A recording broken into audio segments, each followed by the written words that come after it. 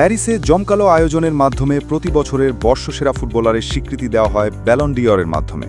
এবার বর্ষসেরা ফুটবলারের দৌড়ে সবার আগে আছেন পিএসজির ফরাসি ফরওয়ার্ড উসমান দেমবেলে।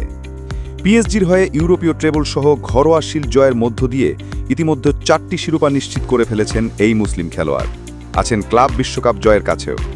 2024-25 মৌসুমে মোট গোল ও অ্যাসিস্ট মিলিয়ে তার ঝুলিতে সংগ্রহ 35 গোল 14 অ্যাসিস্ট, যা এখন পর্যন্ত তার সেরা ক্যারিয়ার রেকর্ড।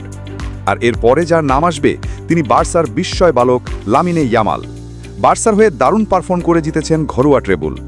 2024-25 মৌসুমে পুরো মৌসুমে কাতালানদের হয়ে সব প্রতিযোগিতা মিলিয়ে 55 ম্যাচে 18 গোল ও 25 অ্যাসিস্ট মিলিয়ে 43 গোলে অবদান রাখেন এই মুসলিম খেলোয়াড়। মোহাম্মদ সালাও আছেন সেরার তালিকায়। 34 গোলের সঙ্গে 23 অ্যাসিস্টে 57 গোলে অবদান রেখে দলকে জিতিয়েছেন ইংলিশ প্রিমিয়ার লিগ। তাই সবকিছু ঠিক থাকলে ইতিহাসে তৃতীয়বারের মতো ব্যালন ডি'অর পুরস্কার উঠতে যাচ্ছে মুসলিম খেলোয়াড়ের হাতে।